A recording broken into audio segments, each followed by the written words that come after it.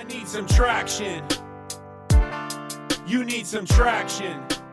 Hey folks, our guest today is Joyce Kim, CMO at Twilio, with a market cap of more than 10 billion. Twilio is the leading industry platform that powers customer engagement from voice to video to SMS and email. Joyce brings more than 20 years of experience scaling commercial innovation and growth in the technology sector through large-scale digital transformation and brand elevation strategies. Previously, she served as the CMO for Genesys, Arm, and Wrike, and held leadership positions at Microsoft and Google. Today, Joyce and I are going to dive into the key trends that will shape the future of marketing, specifically generative AI and first-party data. Welcome to Traction, Joyce. Thanks for joining us. Thank you for having me. Super excited about this session, but let's start with your background. You've had a very impressive career, CMO at a number of places, leadership positions at giants, and now CMO at Twilio. What led you to Twilio? Give us your backstory. Yeah, it's actually, I will call an accidental marketer is the way that I describe it, because I actually started my career as a programmer. So I was developing and writing code and kind of fell into product management and then product marketing. And as I looked back at my career, I've done kind of the full stack, if you will. So from processor designs to operating systems to applications. And when I looked at sort of the key domain areas of what Twilio does, it's like throughout my career, I have pretty much spent in each area of the business. So when this opportunity came, it was almost like a culmination of everything, where video, messaging, WebRTC and CDP. I mean, it was, and then most recently at Genesys with the customer experience platform. It was just really, really resonant to me with what the company did and how it sort of brought everything together. So that's the story. And, I interviewed maybe 100 CMOs, the top companies, and the majority of them have their start as engineers. They either studied engineering or started in programming. I'm curious why. Is it that I'm an engineer myself, but went into product and growth, and then became a founder? But is it that engineers are disloyal, or just engineers make better marketers? What is the story there? What are your key learnings for anyone else following along?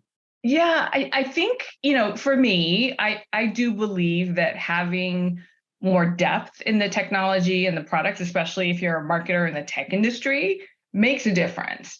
And some of us, I think, gravitate towards more outbound. And so we're naturally more, extroverts or something. And so when you put the combination together, it does make kind of an interesting marketing background.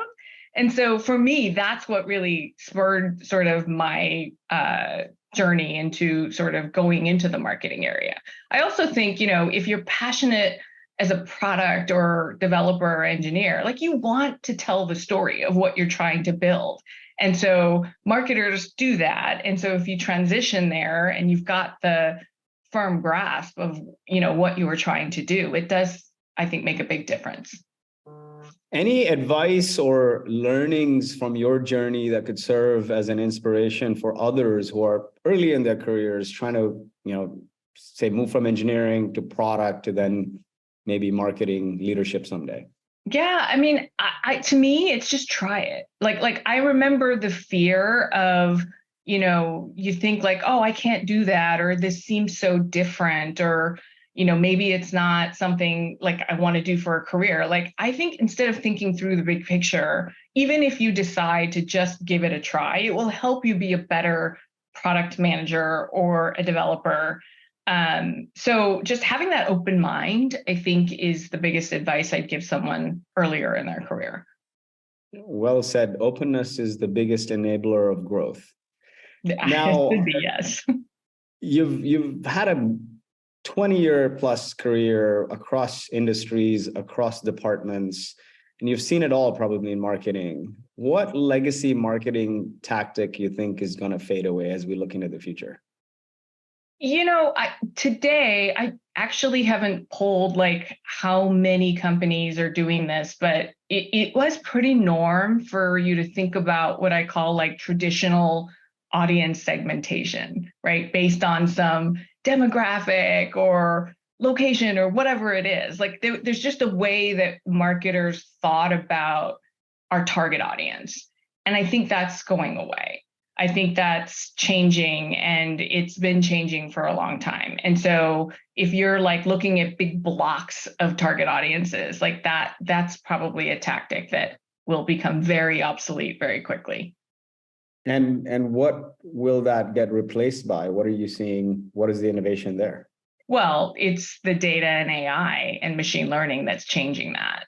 And so, today, and it's obviously much more recent from a pure AI perspective, but we've had this notion of data and how to leverage, data for so long.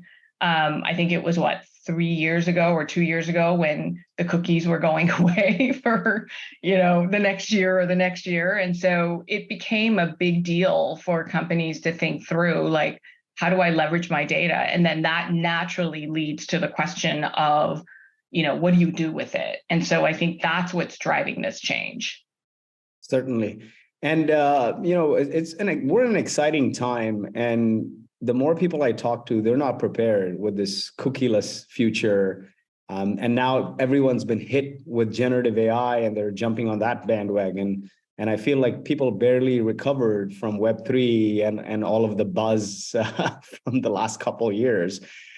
In your view, what are the real trends that'll shape the future of marketing?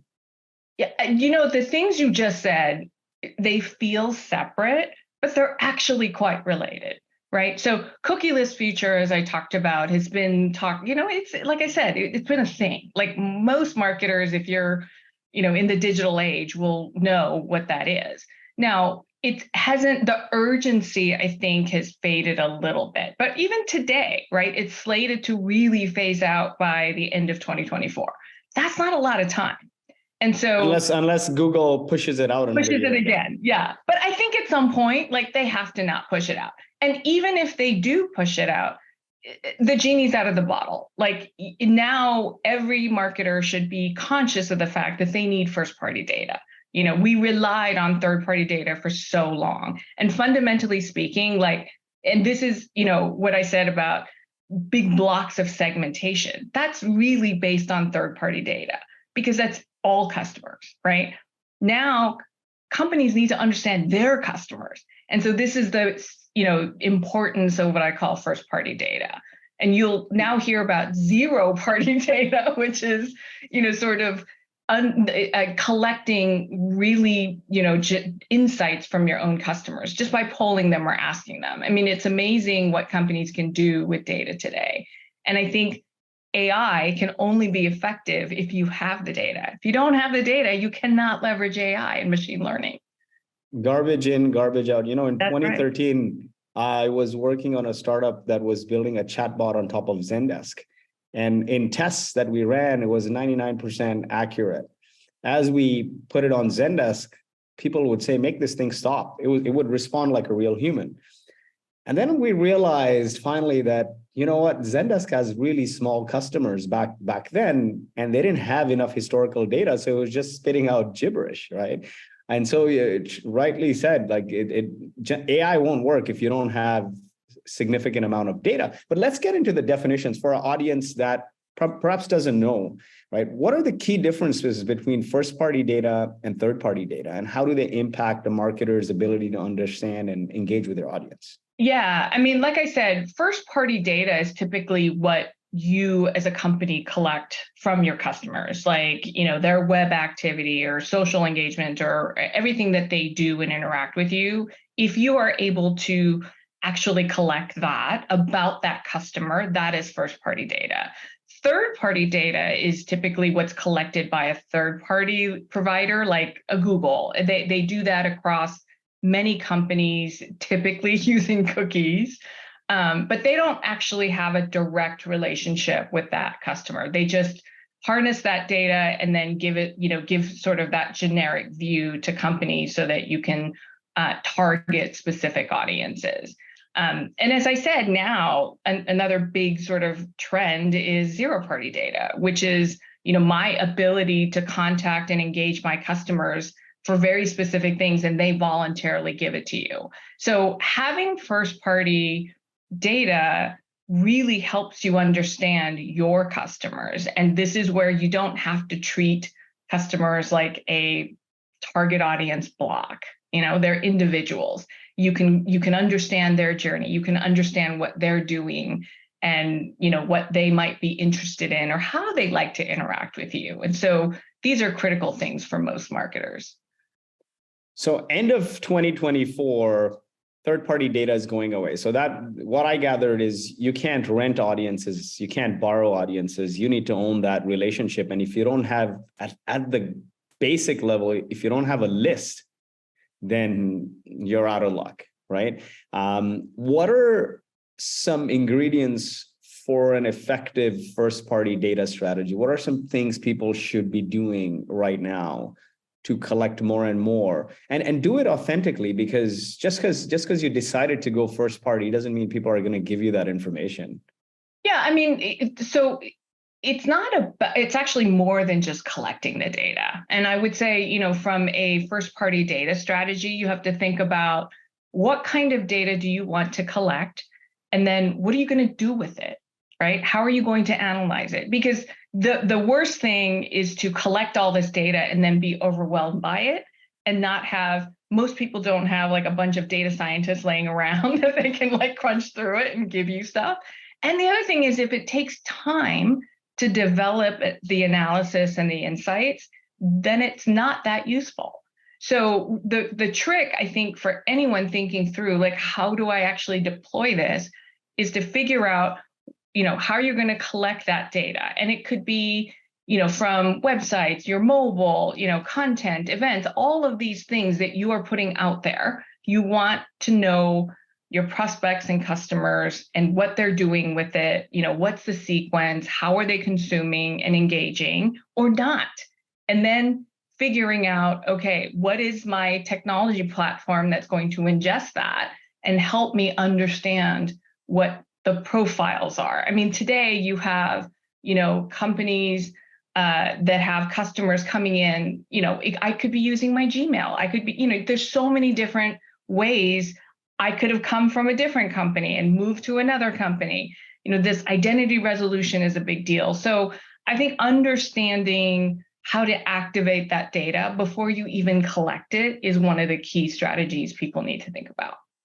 Certainly. Now, once you have that, I mean, let's say you want to run ads, can you take your email list and upload it to the ad platforms still and create an audience out of it, or that's going away too? You can do that. I think the trick with data and first-party data is knowing, like, the worst thing is sending an ad to somebody. Like, I'm sure you have bought a pair of shoes and then you get the ads for those pair of shoes and you're like, I just bought those shoes. Why are you sending me the ad, right? That company is paying money to send you that ad. And so what first-party data can help you do, again, in real time, is to say, oh my God, you just bought those pair of shoes. I don't need to show you that data. So even though you're on my list, I'm going to suppress it. That just saved me money. This is true ROI from leveraging your first-party data. Dynamic suppressing or real-time suppressing of that information. Yeah, it's awesome on return on ad spend, no question. How does Twilio help with all of this, or where does Twilio sit? Because you guys control email, voice, video, messaging, the whole spectrum, right? And we also have a CDP. So customer data platform is the underlying sort of mechanism in which we try and provide a greater level of value to our customers. So if you're trying to send SMS, marketing messages, emails, whatever it might be, you want to make sure you have this first-party data that you're able to understand these profiles and create these journeys and then activate, the right channel for each of these customers, depending on what they're doing. Could you share some successes or case studies of companies that have successfully migrated? What are some steps they took A to Z to get there? Yeah, I mean, I look at our customer, an online example, Tradesy. It's a peer-to-peer marketplace for luxury clothing and accessories, right? Typical, like I'm selling stuff on the web. Of course, I'm going to use third-party cookies and Google Analytics to understand like customer behavior on the websites and searches and things like that, which is great. But they kind of said, look, we want to improve our conversion rates and really better understand like what should we show our customers, right? Because they're a website, you log on, they know who you are, but they're like, okay, how do I better do product recommendations and things like that? So they implemented Segment CDP, which is Twilio's CDP platform.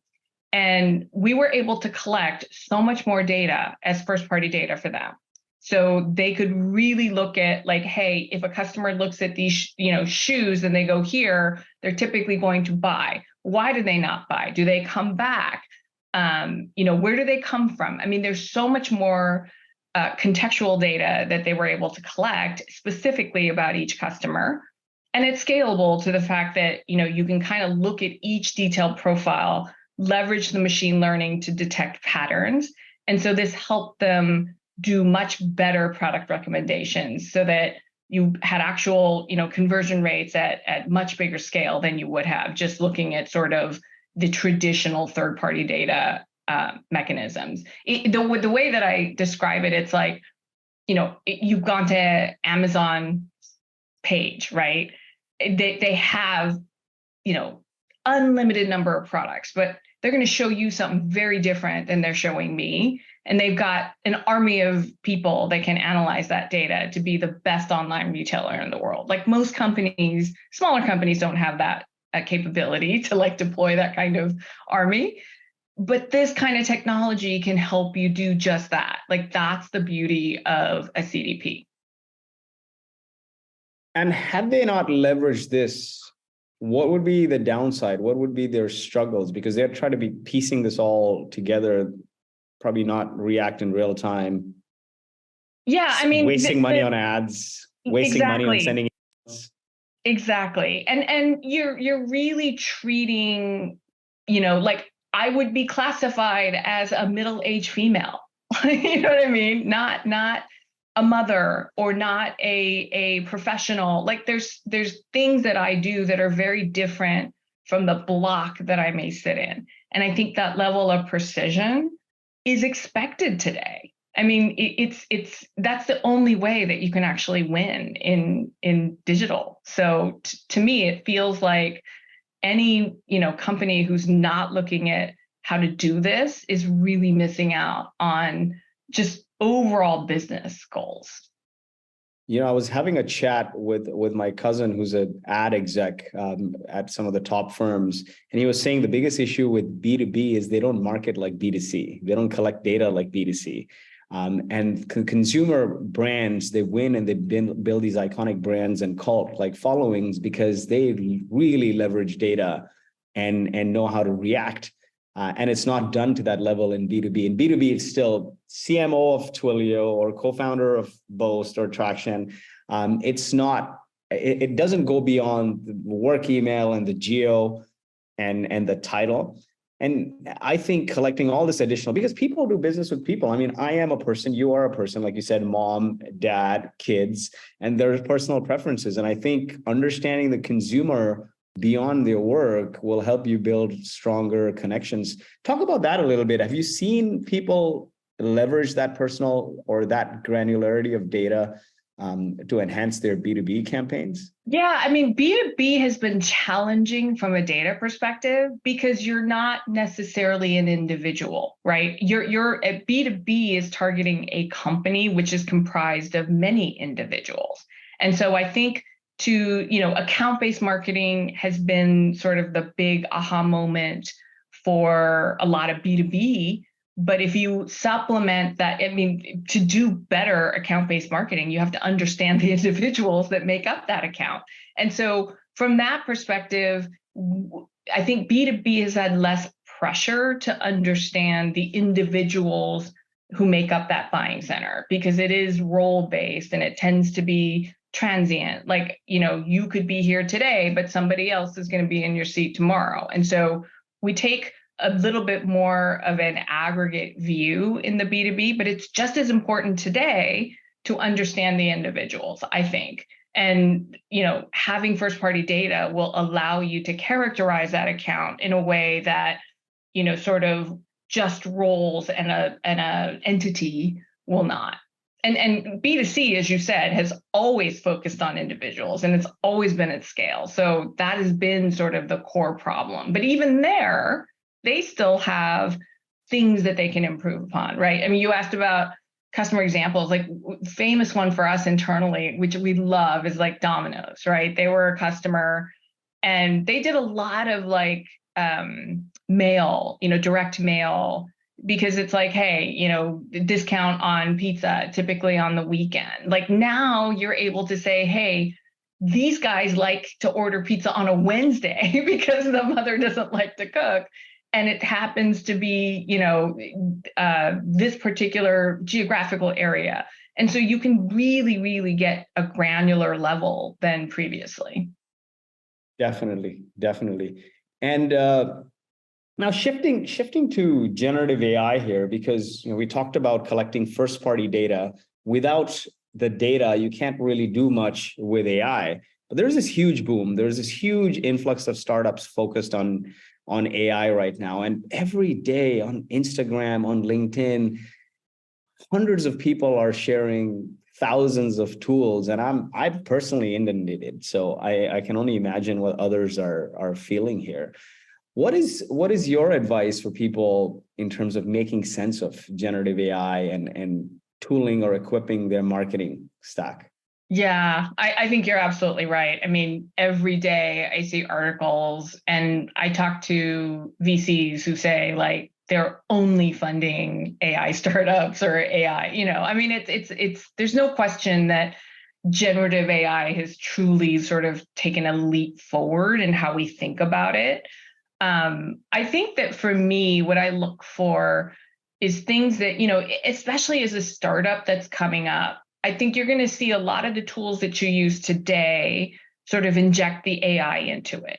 And that's natural, right? We're doing the same. We're putting more AI into our CDP and our communications platforms.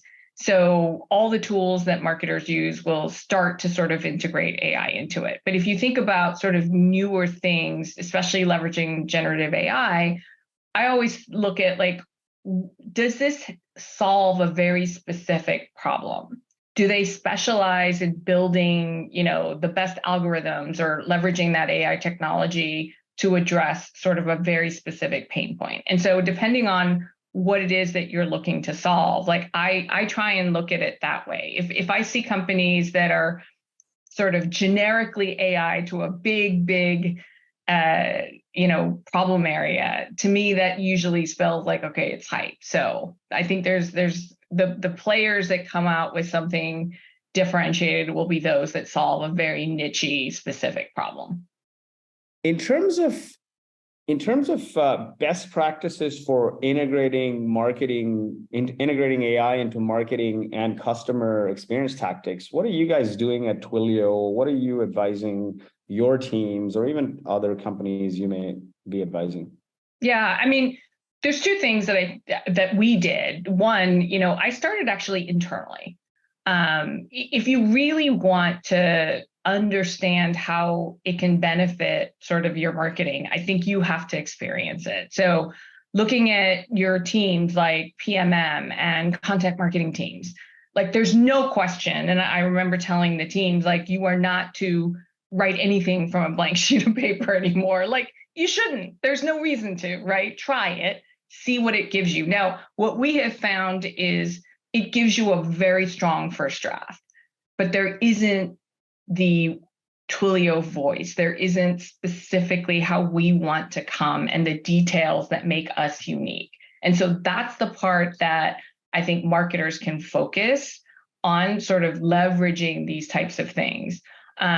I think the other thing, if you look at customer experience, like you want to make sure you're leveraging these tools to make it better for them, not so much today, at least for us. It isn't an internal productivity kind of exercise. Like I'm not trying to, yes, it would be great at the end of the day if I could do more with less, but I want to genuinely use this to try and come up with better content or more engaging stuff that my customers would like instead of sort of, doing 10 people's work with 2. I think given the timing of the buzz hitting the market and the market being in this turmoil, this recession, everyone's defaulting to I can do more with less. But what they're missing is, like you said, it still doesn't contain your voice entirely, and it gives you a lot more ideas. It gives you a starting point. Most people don't know where to start. It at least gives you a starting point that you can refine and push out more personalized content, but you can't take out the human in the loop yet, at least I feel. For sure. And I do think there is a boost in productivity for every person that you have. So there's going to be a benefit from that. But today, and probably for, some near future, I don't think we're at a place where, it's going to replace us or, the kind of scary scenarios that we hear about. I definitely think that sometimes if you are open to what it can do, you will find ways. So another thing that I'm doing with my team is I put out a challenge to the entire team. And I said, hey, you guys come up with a way, because I can't think of everything, and I'm not going to just limit it to functions. Like, tell me your creativity, and whoever can come up with the best way that they have leveraged this technology, like, we'll have some prize for. So it's something that engages them. It encourages them to think outside of the box and really test out some of the creative ways that they can leverage it. What are your favorite use cases right now with AI in marketing?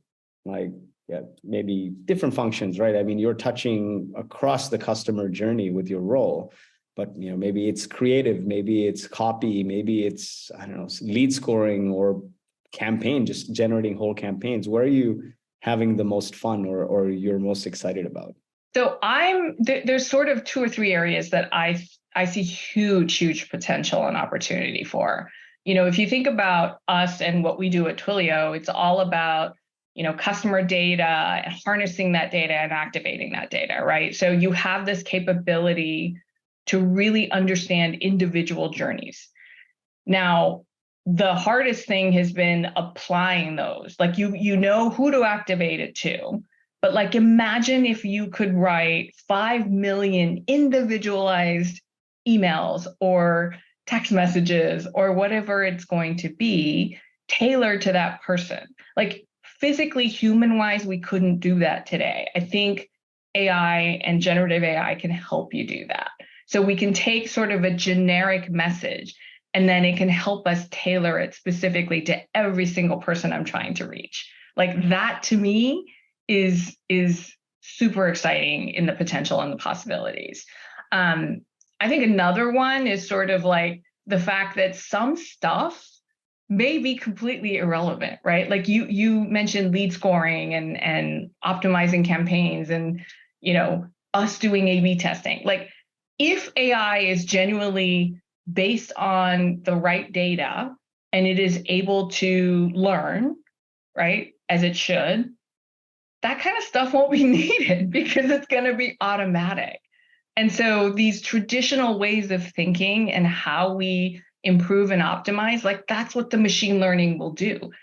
I think our sort of goal is to make sure we have the right data and we're collecting the right data so that the machine can learn and it can actually, use AI to do it better.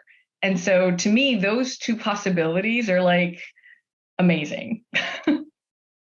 Definitely. You know what? I'm looking forward to a world where I can either via voice or chat UI give a prompt that says, create a campaign for XYZ audience in XYZ category, demographic, and optimize it until you get X conversion.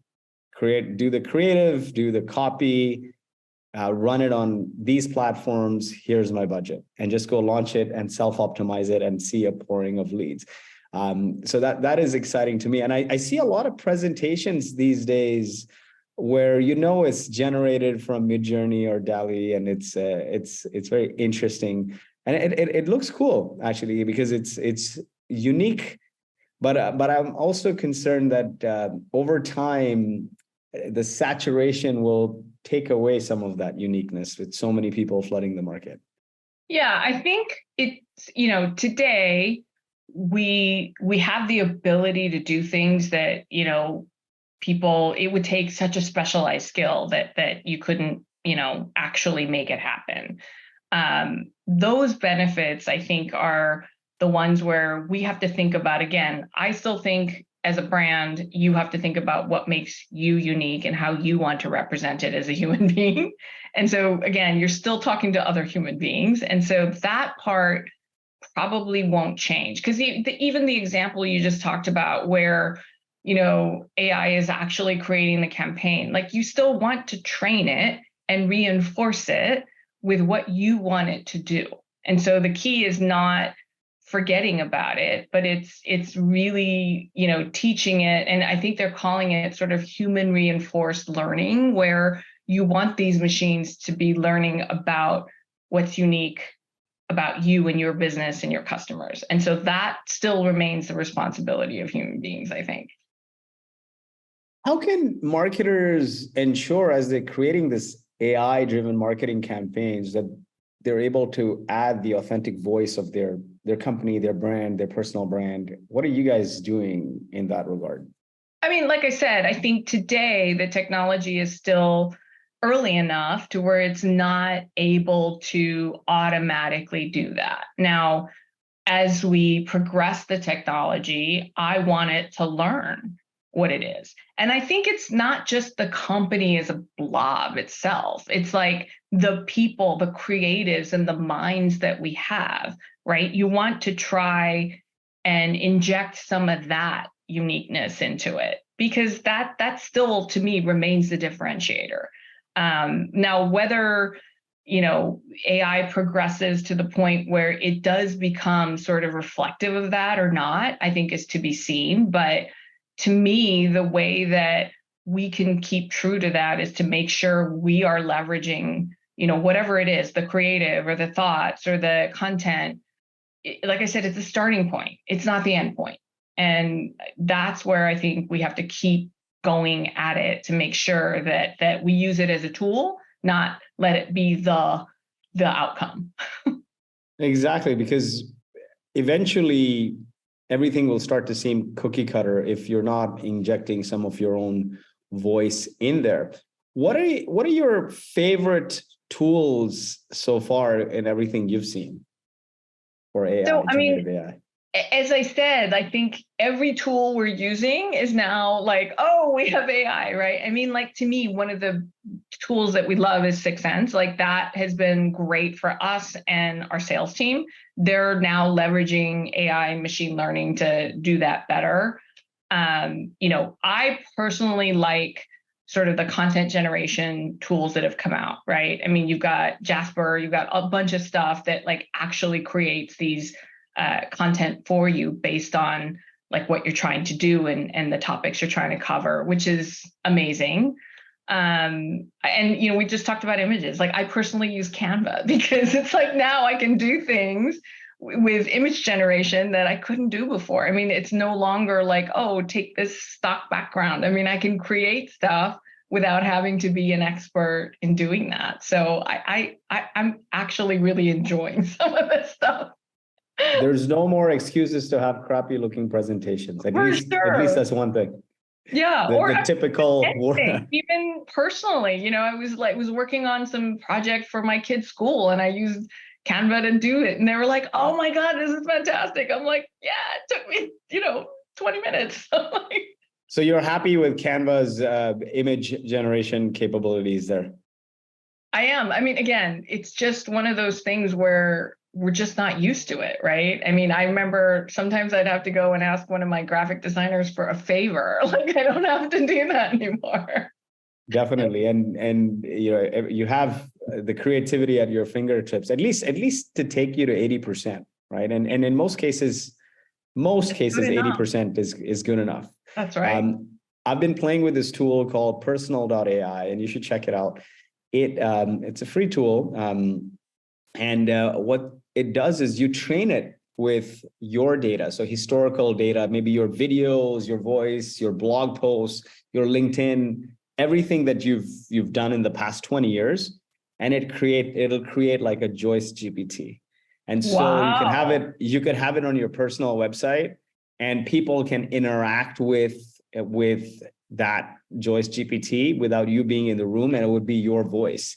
And it's really cool. I'm thinking of using that for some of our traction speakers, probably in the fall as a project.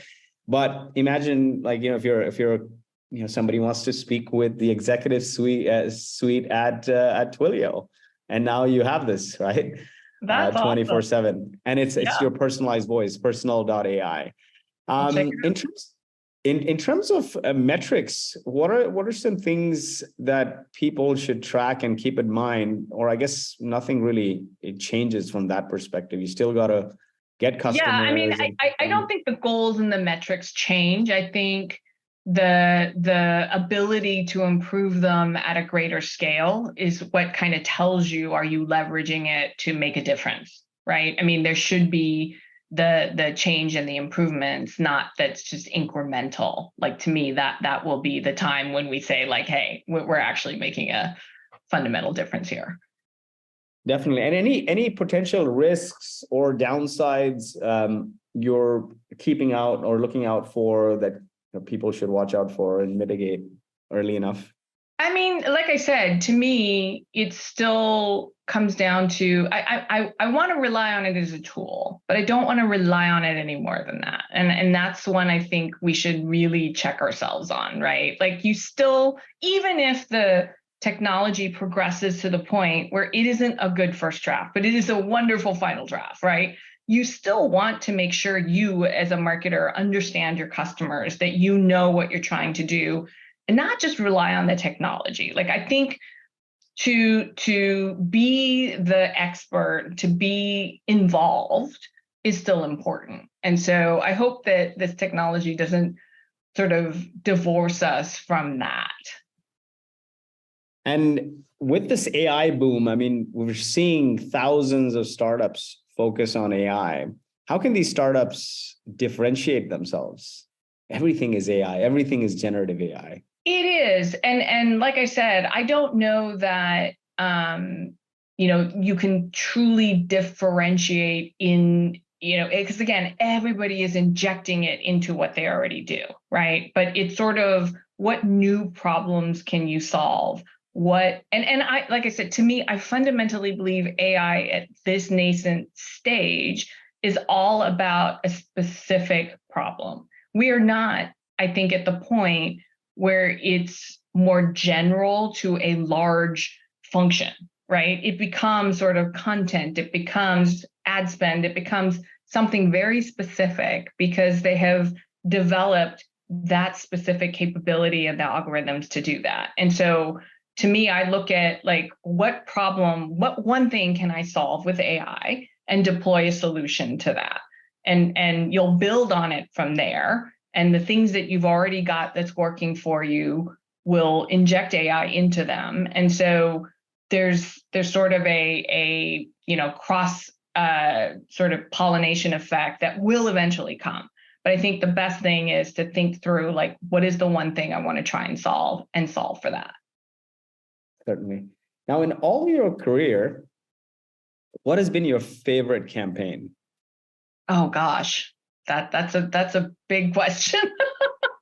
I may have some recency bias here, but when I think back at something really that I just felt from the heart was amazing, when I was with ARM, we had this program called Generation Z, and the whole idea was to really tap into the next generation and how they think about technology, because I think, they're the future and they're the ones that are really going to use what we're doing. And so we featured these 12, 13, 14-year-old kids who were actually CEOs of companies. And, one of them was building an app to care for the elderly because she had a hard time, she saw her mother struggling with her grandmother. Another one was in security. I mean, it's, to feature these kids and the way they think and to give a perspective sort of to the leadership today was fascinating. I mean, we had them on stage at Mobile World Congress, I think in 2019. And it was like literally every single keynote referenced those kids. So, to have these young minds be an inspiration was truly enjoyable for me. I mean, that's something I'll never forget. That sounds amazing. Now, in terms of your biggest marketing failure and what lessons we can learn from it, anything come to mind? Yeah, unfortunately, it does. I'm a human being, so I've made some mistakes in my lifetime. I launched a competitive campaign at a company and it flopped. And I remember it was almost offensive to the group. And the thing I learned is you can't deploy a tactic in a generic way. You really have to know the audience and understand what's going to resonate and what's not. And so the lesson for me is, since that day forward, I've never looked at, hey, what did I do in the past? And then just try and do it, at a different company or a different target audience. I've always looked at it let's start from the customer backwards, not what do we normally do and then apply it generically. Definitely. Now, in terms of, you advise a lot of companies, founders, you've been around the block 20 years. Is there a piece of unconventional advice that founders or marketers ignore but shouldn't? A long time ago, a CEO there was a smaller startup company told me, don't overthink things. And I think most people, and maybe, coming back to our starting point, because so many marketers have been product managers or developers, we're actually much more analytical than you would think. And so we have a tendency to overanalyze or overthink things. And we don't often sort of keep it simple, stupid kind of thing. That's probably one piece of advice that I don't think any marketer should forget, because we know way more than the external world does. And so we want to think through every angle. We want to sort of, make sure everything is buttoned up. And sometimes you just kind of have to keep it simple and go with it. The best sort of example is, I remember I was at an interview one time and somebody said to me, in one sheet of paper, just one sheet, give me your marketing ideas, right? And I remember sitting there thinking through okay, how many fonts? How do I expand the margins? Because you're trying to get every thought out there and be as creative as possible. And then I remember thinking, keep it simple. And I just wrote simply in big letters, get X for 50% less, whatever that core value prop was. Because it was sort of an aha moment where that was the thing that was going to drive all the marketing activities. And I could keep it that simple. So. Fantastic. As we close out here, where can we follow you? Are you active on any social with your marketing advice or? Yeah, I mean, my most active social is LinkedIn. I think that's where, sort of my people live, if you will. From a professional level. Yeah. So I stopped doing Twitter because my account got hacked. And so I never went back and fixed it. But yes, And I always kind of thought like, I want people to follow my company, not necessarily me. So yeah, LinkedIn is typically where you'll find me. There's so much noise on social, especially, and so if your tribe is on LinkedIn, then I guess maximize for where your tribe is. It's been a great conversation, Joyce. Any parting words of wisdom on generative AI or cookieless future, or what's new coming out from Twilio that you want the audience to be excited about? Yeah, I mean, I would say, today there's so much technology that can overwhelm. Like we've talked about this, right? And there's 1,000 companies coming at you. To me, again, keep it simple, pick the one thing and just start. I think if you don't, and you let it overwhelm you, like this is, and we've talked about sort of cataclysmic changes in the technology industry before. To me, I genuinely think like this is a new frontier. Like it's now opened the door. The genie is out of the bottle. We're not going back. And so the faster that you can embrace something and feel comfortable with it, the better. And so if you're not already doing something, I highly encourage everyone, whether it's the one thing, like I'm spending money on ads. Today, there is no CMO that is not under pressure to reduce costs. Like return on ad spend is the number one thing you can do. And the technology is simple, it exists. So just do one thing and get started. Awesome. Love that advice. Just get started. Do one thing right. Success in many ways is compound interest on doing a few things or one or two things consistently well over time. And then one day it's an overnight success. For sure. And I think failure is inevitable, right? So yes, you're going to do one thing, you're going to do it right. You might try another and it may not work out, but that's okay because that can teach you too. So, I know that today, like a lot of companies are into failing fast or whatever it is. We've actually never rewarded that behavior when you think about it. Like we do get penalized for failing, but I do think in marketing, like you have the luxury, right? We're trained and used to testing, A/B testing. Like we know that's part of our process. So we should embrace it and not feel like we can't fail, right? Because it's part of the journey and the test that we're doing.